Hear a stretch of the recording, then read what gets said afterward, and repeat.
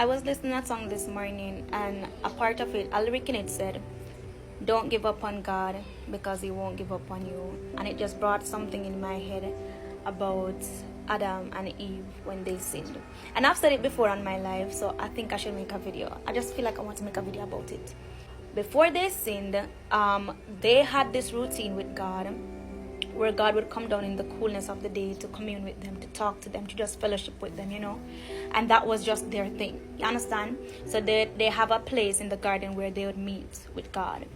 So when they sinned and they got the knowledge that they were naked and they went and hid themselves, God kept to the routine. God kept to, his regular thing. He came down in the cool of the day at the meeting place. Adam wasn't there. God knew that Adam sinned, God knew that Adam sinned. He is an all-knowing God. We know that. He sits high and looks low. He knows the things that are going to happen before it happens. That is just how big our God is, right? So he knew. He still kept to his routine. He came down. What a good God. Came at the meeting place. Adam's not there. Adam's not there. If somebody tell us that I'm going to meet you at a certain place and you go there at the end of the day, you go left. Don't. He didn't leave. He called out to Adam. Adam, where art thou? Adam and him have a little conversation. You know what that showed me? God is a constant God. God is consistent. Despite our flaws, despite our sinful nature, He's still there. He's consistent. God never left. He always, if He tell you, say, I'm going to do something, and if you have a little covenant, He's going to stick to it. The only person that breaks that covenant is you. It's you that breaks that. He will never give up on you. God never gives up on His people. You know how much time the Israelites them go on with themselves and Him still never give up on Him people them.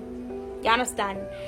And not only is He consistent, He is also caring in the midst of the mess that we created. We create ourselves.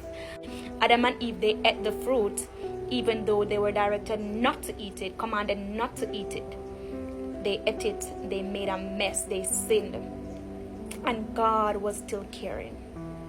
God was still caring in the midst of that. So I want to just remind you that you are at the dispensation of grace, meaning that God will forgive you. Thank God we're not at the dispensation of the Moses law, child, because God killed for little or nothing. A man was stoned to death because he broke the Sabbath in Moses' time. Okay? But that's not the case with us. He forgives us for any and every sin. I don't remember where exactly it's from, but Paul was begging God to remove a thorn out of his flesh. And thorn in that sense, it's sin, right? And he begged God 3 times to remove it. And God said, listen, my grace is sufficient for that. I don't need to remove it. I don't need to remove the memory. I don't need to remove the thoughts of your sin. Because if I remove it, you will not remember that it's a sin, so you probably go do it again. My grace is sufficient to cover that. You can still go out and do my work. So it's just me to say to you, if you falter, my sis, my brother, it's not for you to go and hide. Keep to your routine. Keep to your covenant. God is still there.